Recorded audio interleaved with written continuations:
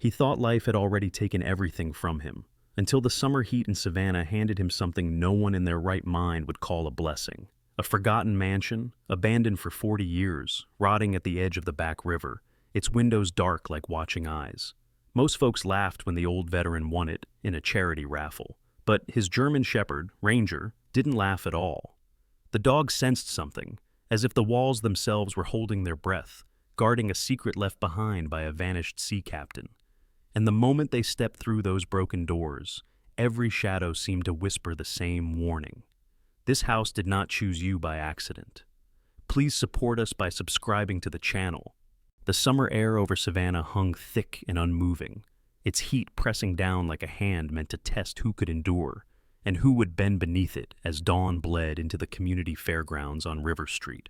Daniel Brooks, a 56-year-old veteran with a tall, lean, roped-with hard labor frame and a face carved by sun, war, and time, moved through the festival's scattered tents with the kind of quiet presence that made people step aside without realizing why. His short brown hair, streaked heavily with gray and brushed to one side in an old military habit, clung damply to his temples. A neatly trimmed salt and pepper beard framed a jawline marked by a faint scar, a relic from an explosion he never talked about. Most folks in Savannah only knew him as the man who rented a fading room above a mechanic's shop, a veteran who didn't ask for help and didn't raise his voice, but always nodded politely even when the world forgot to nod back. Ranger trotted beside him, a 5-year-old German shepherd with a proud black saddle and warm tan coat, his posture alert yet relaxed. The dog was large, muscular, focused, the kind of companion shaped not by obedience school, but by a life of following Daniel through long nights, bad memories, and the quiet hours when survival depended on awareness. Ranger had a calm intelligence in his amber eyes, and people who met him often said he seemed to judge intentions before they were spoken. Daniel had come for one reason: the free meal the festival provided to veterans. Nothing more. His finances were stretched thin, his landlord had taped a final notice to his door that morning, and the weight of losing even that small, creaking room lay like a stone in his chest. He had learned long ago that pride didn't fill a stomach, and Ranger needed to eat more than he did. The smells of barbecued pork and sweet cornbread drifted on the humid air, while families laughed near game booths and children chased bubbles that shimmered like fragile soap-made dreams. Daniel watched them the way one watches a life they once believed they would have, the kind that slips away slowly until one day it's just gone. But he kept his expression steady. He always did. The trick to surviving wasn't strength, it was silence.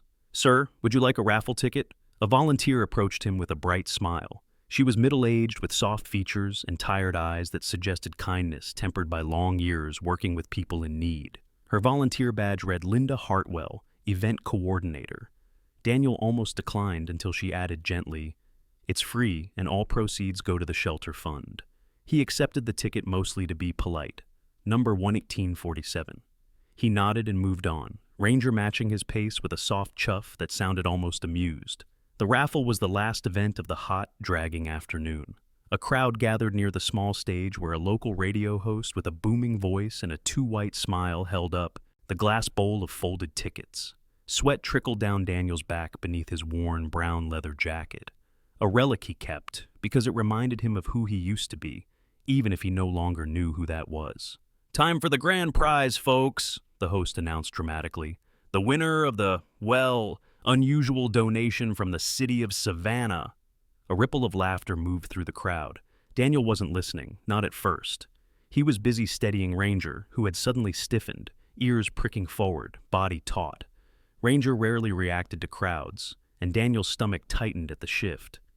"The deed to the Hawthorne Mansion," the host declared, emphasizing the name as if it were a punchline. 40 years abandoned out by the back river, some say haunted, some say cursed, some say just plain dangerous. But hey, historic is historic. More laughter. Daniel didn't laugh. "And the winning ticket is 1847. The world paused. Daniel blinked, certain he'd misheard. Linda, the volunteer, gasped beside the stage.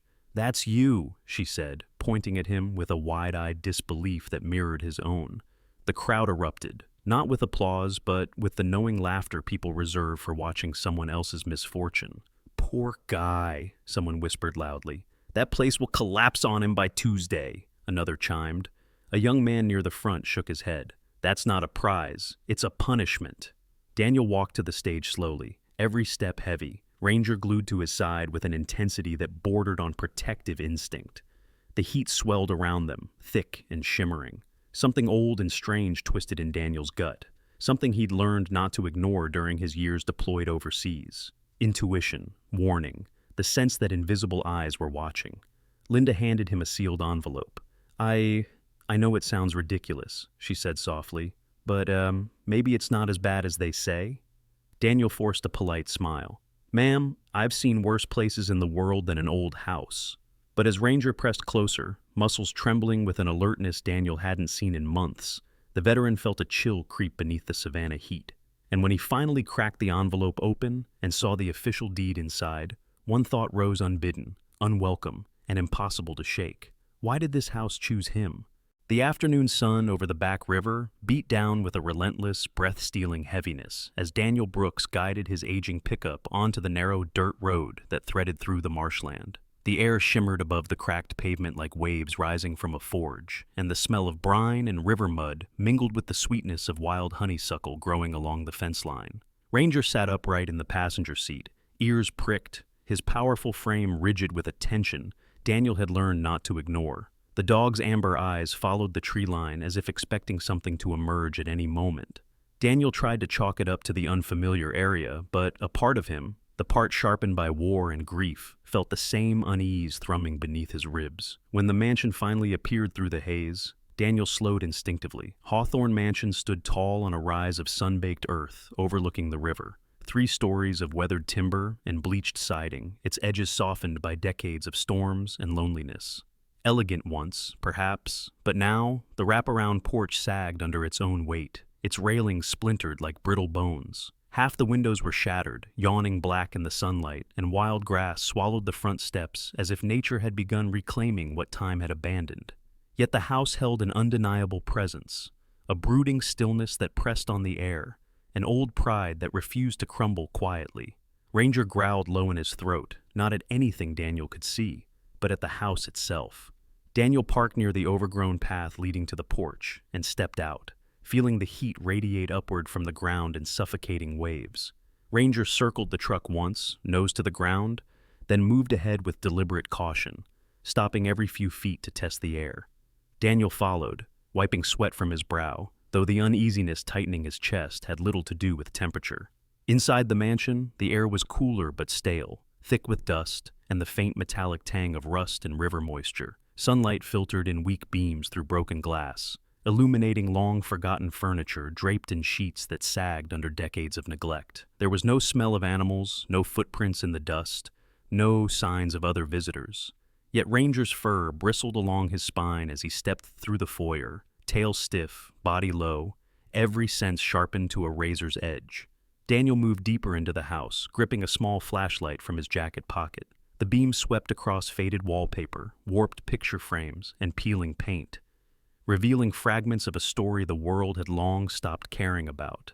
A nautical chart lay pinned to the wall of what must once have been a study, its corners yellowed and curling. A captain's desk stood nearby, its drawers cracked open, spilling brittle papers across the floor like dried leaves.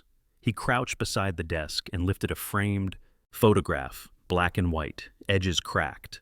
A man in his late 40s stood tall on the deck of a small ship, his posture straight with the confidence of someone who believed oceans obeyed him. He had a weathered face, broad shoulders, a neatly trimmed mustache, and storm-bright eyes that stared back with a depth that felt unsettlingly alive. The brass plate beneath the frame read, Captain Harold Whitfield, 1979. Daniel frowned. The name stirred something faint in his memory. Savannah's older fishermen occasionally spoke of a captain lost at sea decades ago, a man whose disappearance had never been solved. Some said he vanished during a storm. Others whispered darker theories.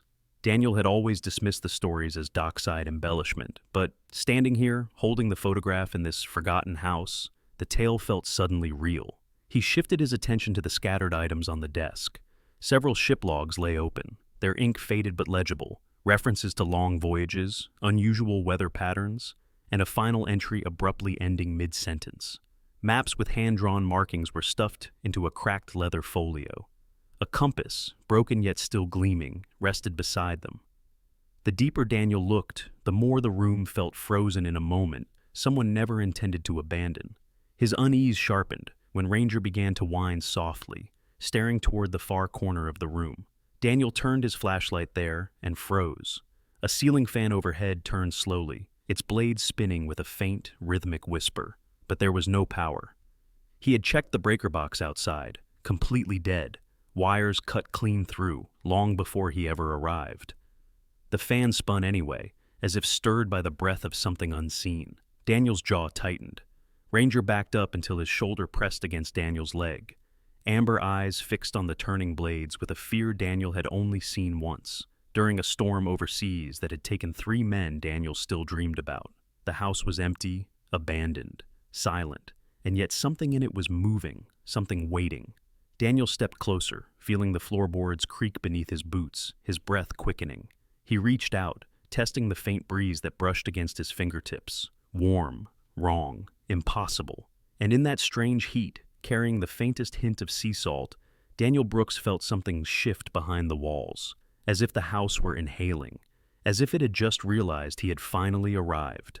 The morning heat settled over Savannah like a heavy brass lid, trapping every scent and sound, as Daniel Brooks drove toward the historic Seaport District. The back river breeze did little to cut through the humidity, and sweat gathered beneath the collar of his worn brown leather jacket, though he refused to take it off. Ranger sat beside him, posture sharp, amber eyes scanning every passerby with an instinct sharpened by years of protecting a man who had already lost too much.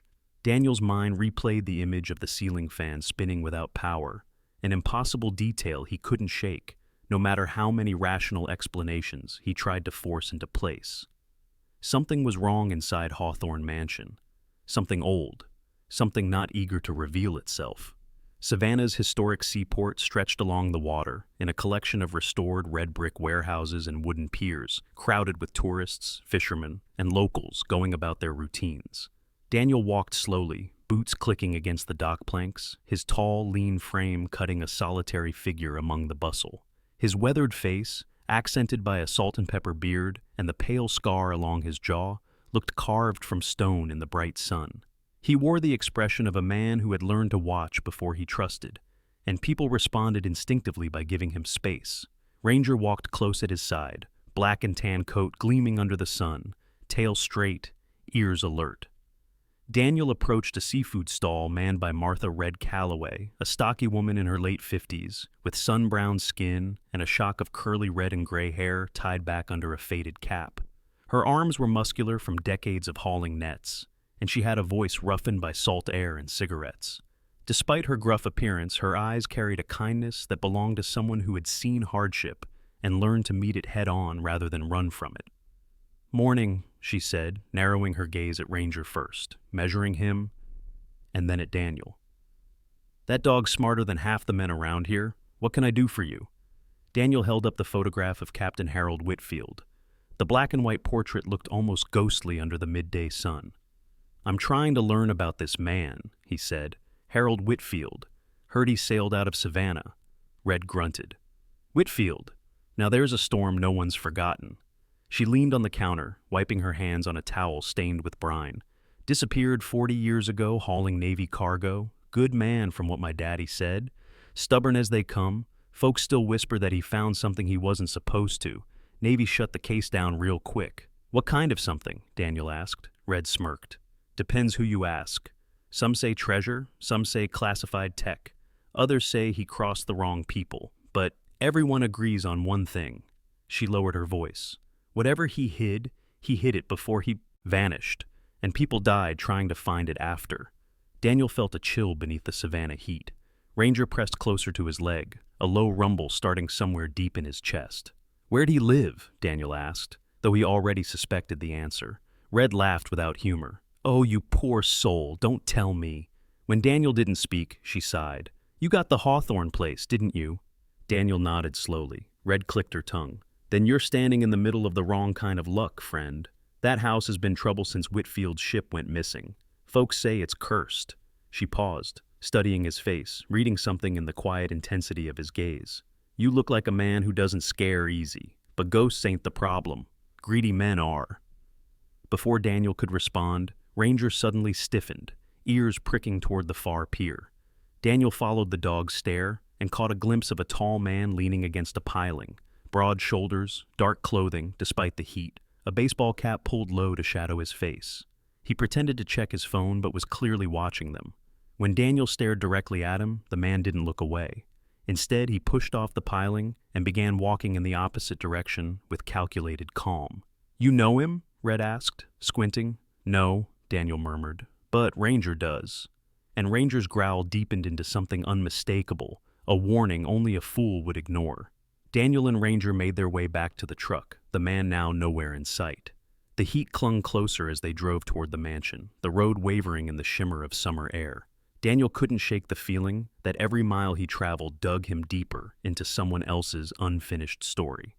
Back at Hawthorne Mansion, the oppressive silence waiting for them felt even heavier than the heat. Daniel parked beneath the shade of a dying oak and approached the back of the house, Ranger glued to his side. As they neared the porch, Ranger stopped abruptly, hackles rising, body lowering into a tense, silent stance. The back door stood half open. Daniel froze. He distinctly remembered locking it that morning, checked it twice, habit forged by years in combat zones where one mistake meant never waking up again. The broken lock plate lay on the floor just inside the threshold, splintered wood scattered like small bones. Someone had been here. Maybe someone was still inside. Daniel stepped in slowly, the floorboards creaking under his boots, Ranger moving ahead with disciplined precision, each step silent despite his size. Dust on the floor showed fresh tracks, too fresh to belong to him. Papers on the study desk had been shifted, drawers left ajar. And then Daniel saw it. The photograph of Captain Whitfield, once propped neatly on the desk, now lay face down on the floor, as if someone had ripped it from its place in anger, or fear. The house felt different now, not simply abandoned, disturbed. Daniel exchanged a look with Ranger, the dog's eyes bright with tension. Whoever had come here hadn't finished what they started. The last streaks of afternoon light slanted through the broken windows of Hawthorne Mansion, turning the dust in the air into drifting gold motes while Daniel Brooks moved through the house with a slow, deliberate caution. Ranger, his 5-year-old German shepherd with a powerful black and tan build and sharp amber eyes, walked ahead with a rigid focus that made Daniel's pulse tighten. The dog wasn't reacting to sound or movement. Ranger was reacting to the house itself, as if the walls were breathing in a rhythm only he could hear. The mansion was warm from the relentless summer heat outside, but the air inside held a faint chill beneath the humidity, the kind that lingered in old places where secrets hadn't been disturbed for decades. Daniel stepped into the living room, boots sinking slightly into warped wooden planks. Ranger halted near the center of the floor, nose low, ears forward. A soft click echoed beneath Daniel's feet, more felt than heard. He frowned, stepping back onto the same spot. Click. The hollow sound made the hairs on his arms lift. Daniel retrieved a crowbar from his truck earlier, expecting he might need it in a house as old as this. When he wedged the bar under one of the loose stone tiles and heaved upward, the slab lifted with a grinding groan, releasing a stagnant, cold breath of air from below. Dust plumed up, and beneath the floor, a dark cavity opened, large, deep, and built with purpose. Ranger growled softly, not out of fear, but out of alertness, body lowering into a protective stance. Daniel held the flashlight over the opening. A metal ladder descended into a subterranean chamber lined with shelves. The air smelled of old paper, machine oil, and something metallic, something preserved. He climbed down carefully, Ranger waiting at the edge of the opening, tail stiff. The room below was a bunker-like archive. Heavy shelves bowed under the weight of nautical documents, maps rolled into tubes, journals tied with rotting cords, binders whose labels had faded to ghosts of letters. In the center of the room stood a rusted steel safe the size of a small refrigerator, its face engraved with a stenciled marking of the United States Navy, a circle surrounding crossed anchors and an alphanumeric code Daniel didn't recognize. The lock mechanism was ancient, its dials corroded but intact. Daniel ran his fingers across the rusted metal. He felt the weight of history, dangerous history, pressing against his skin.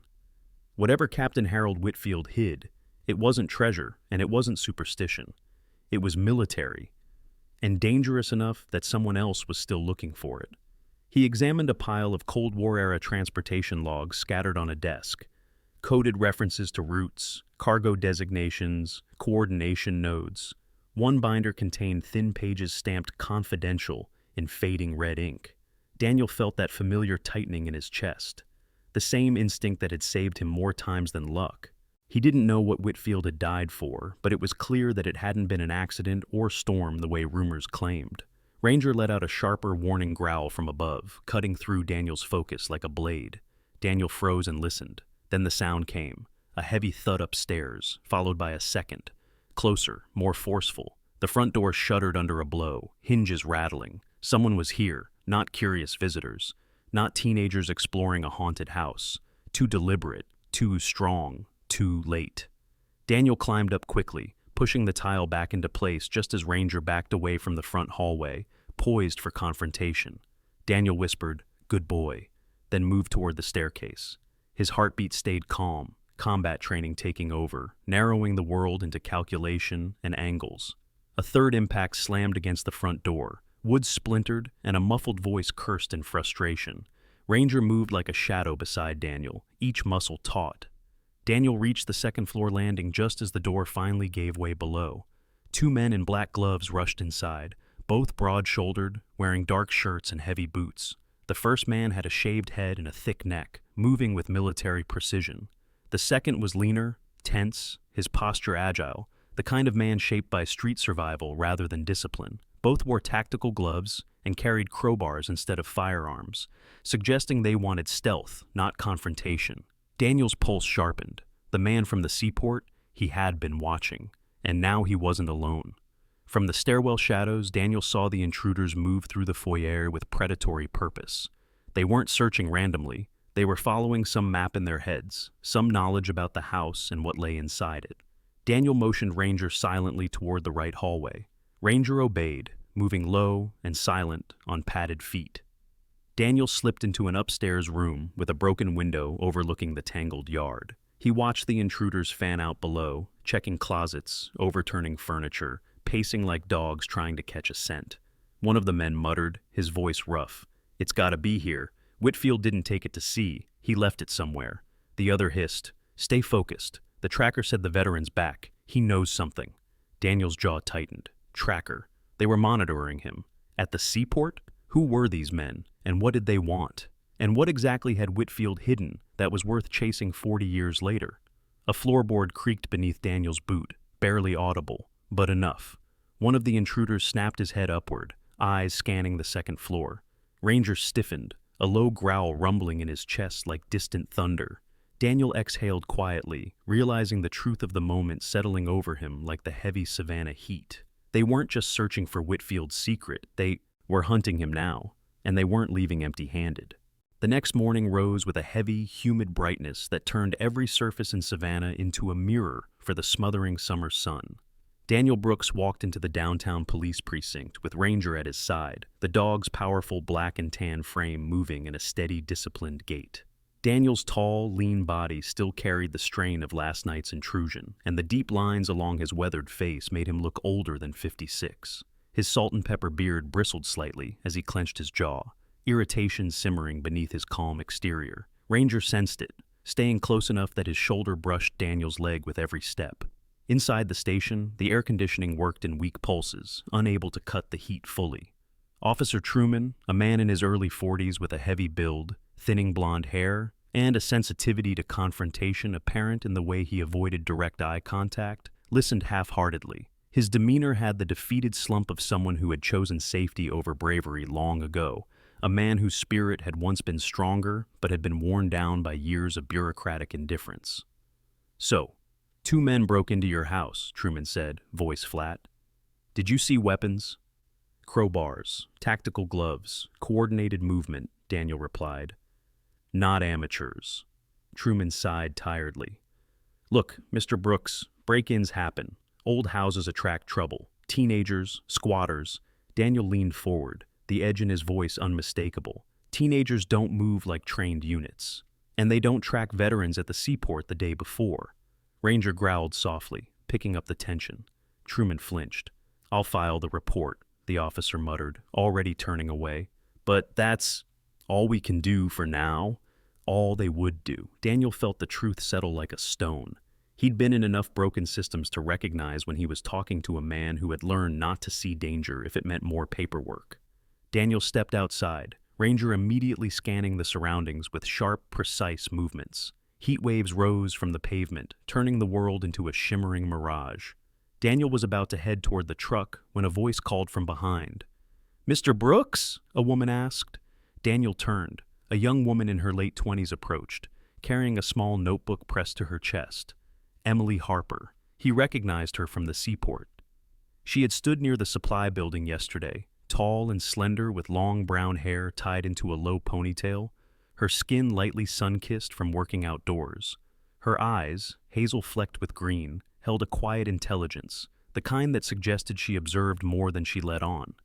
But there was something else there too. Worry, maybe fear, held carefully under a steady expression. Emily stopped a few feet away, glancing at Ranger first. Ranger sniffed the air around her, ears forward, tail straight but relaxed. "Good sign." "I'm sorry to bother you," Emily said, voice soft but earnest. "I saw those two men at the docks yesterday. They were asking questions about Whitfield, not out loud, but the way they watched. It wasn't normal." Daniel nodded slowly. "You know something." Emily glanced around nervously before lowering her voice. "My father used to work at the Naval Logistics Office back in the 80s. He told me stories when I was little. Whitfield wasn't carrying regular cargo during his final voyage." She swallowed. "He was transporting something experimental, a device, some kind of navigation prototype that could locate vessels even without satellite contact. My father said it was powerful, dangerous. The government never released details publicly." Daniel felt the weight of her words sink into him. Ranger pressed closer, reading the rising shift in his breathing. Emily continued. "The rumor was that Whitfield realized someone was going to steal it before the Navy could test it. So he hid the prototype somewhere before leaving on his final route. Maybe hidden in the house," Daniel murmured. "Maybe in that bunker." Emily hesitated. "Mr. Brooks, some people believe Whitfield never died. Others believe he was silenced. But either way, the device didn't disappear on its own." Daniel studied her face. She wasn't lying. There was fear in her honesty and a stubborn courage underneath. That afternoon, the three of them, Daniel, Emily, and Ranger, drove back to Hawthorne Mansion. The heat was unbearable, the air dense enough to taste.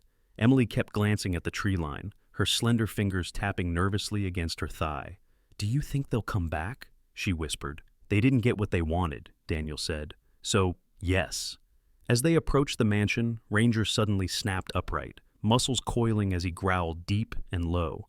Daniel braked hard. 5 seconds later, movement exploded from behind the overgrown bushes. The men from last night, now 3 instead of 2, charged out, sprinting toward them.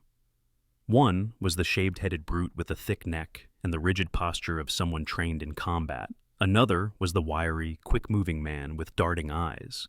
The third was new, a tall, narrow-faced man with a long scar running from the corner of his mouth to his jaw, giving him a permanent sneer. His pale skin suggested someone who spent more time indoors or underground than in the daylight. His eyes were hollow, calculating, the kind of gaze that belonged to a man who had once believed in rules but had since burned them. "Out!" Daniel shouted as he yanked open the truck door. Ranger bolted out first, launching himself at the wiry man with a ferocity that made the intruder scream, the dog's jaws clamping onto his forearm. Daniel grabbed the shaved-headed attacker, driving his shoulder hard into the man's ribs, using the momentum of years of combat training. The man hit the ground, struggling for breath. Emily, trembling but determined, pulled out her phone and called for help. Her voice cracked at first, but steadied. "We're at the Hawthorne property. Armed men. Send officers. Now!" The scar-faced man lunged toward Daniel, but Daniel pivoted, dodging the blow and striking him across the jaw with the heel of his palm.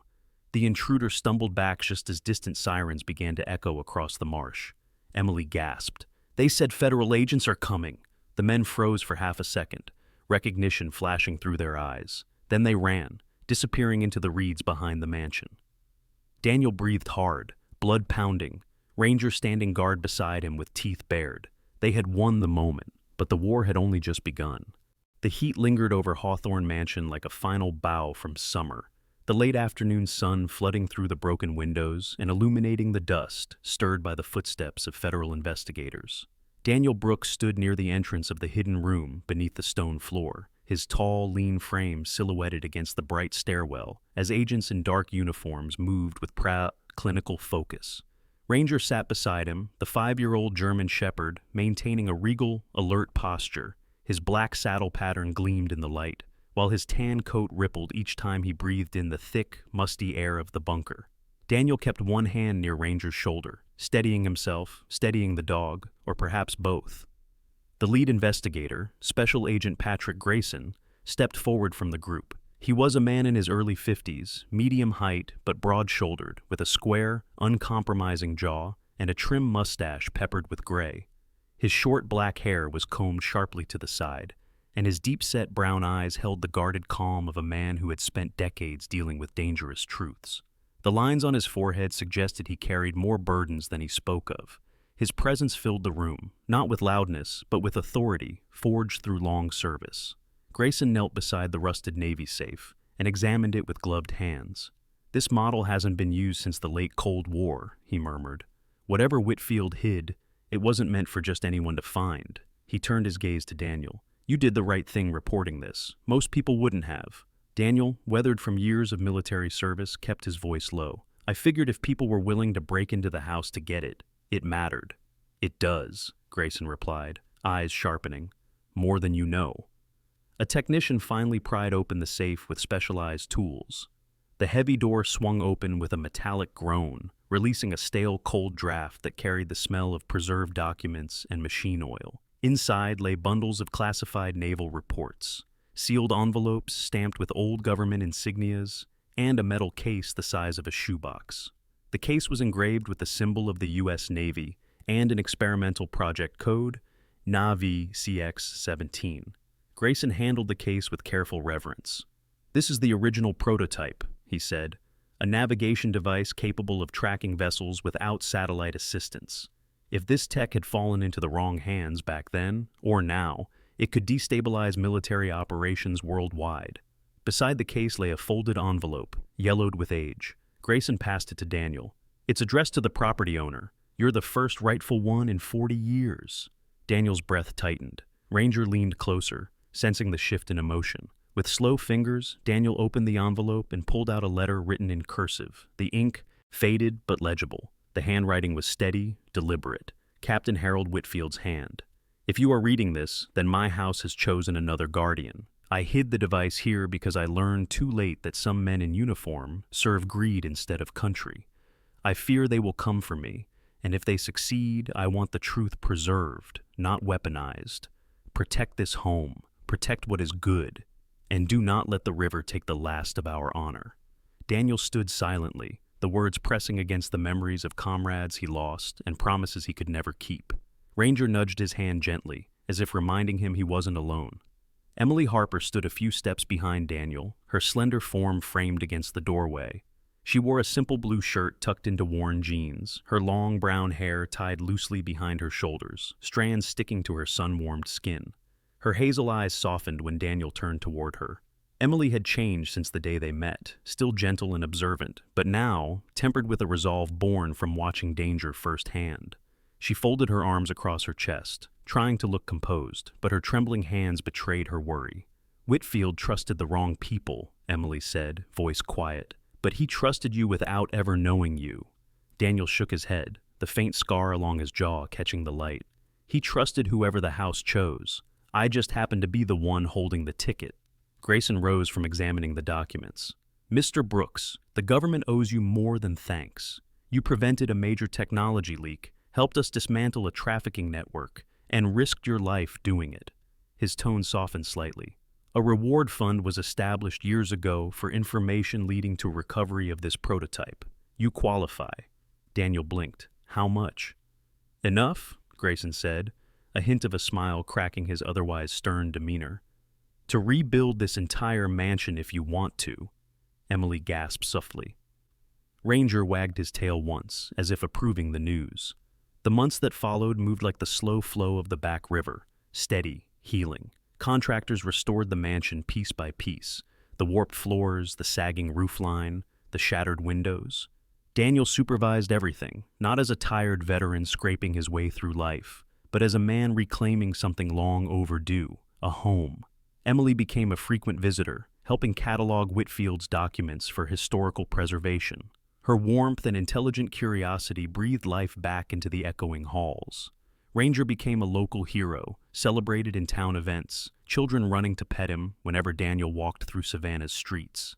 The dog bore the attention with calm dignity, though he always stayed close to Daniel, as if guarding not just his body, but the fragile peace slowly returning to his heart.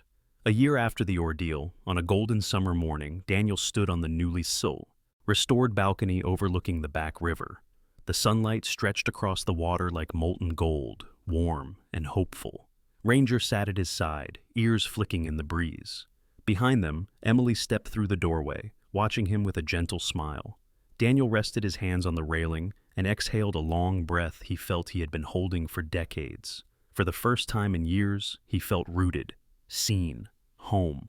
The river hummed quietly, as if echoing Whitfield's last wish, and welcoming Daniel into a new beginning. When Daniel finally stood on that sunlit balcony overlooking the back river, what he found wasn't just a house restored or a mystery solved. He found something far quieter and far more powerful. The sense that even after years of loss, even after nights when hope felt like a stranger, life still had room for small miracles. Some folks call it luck, some call it destiny, but men who have survived more than they ever speak about tend to call it by another name: grace. The kind that doesn't arrive with trumpets or blazing angels, but with a gentle nudge, a spared moment, a door that opens when every other one has closed. And perhaps the truth is this: sometimes God works through the broken pieces we fear will never fit again, shaping them into the very path that leads us home. Daniel never asked for the mansion, or the fight, or the chance to start over, but maybe that's exactly how blessings arrive: quiet, unexpected, disguised as trouble before revealing the light inside. If this story touched your heart, or reminded you of a moment in your own life when something greater stepped in, I invite you to share your thoughts in the comments. Tell us where you're watching from, or the miracle that carried you through a hard season. Your story might be the one someone else needs to hear tonight. And if you'd like to follow more journeys of second chances, loyalty, and the quiet ways God watches over us, please subscribe to the channel and stay with our small community. May the Lord bless you, keep you safe, and guide you gently through whatever chapter you're in right now.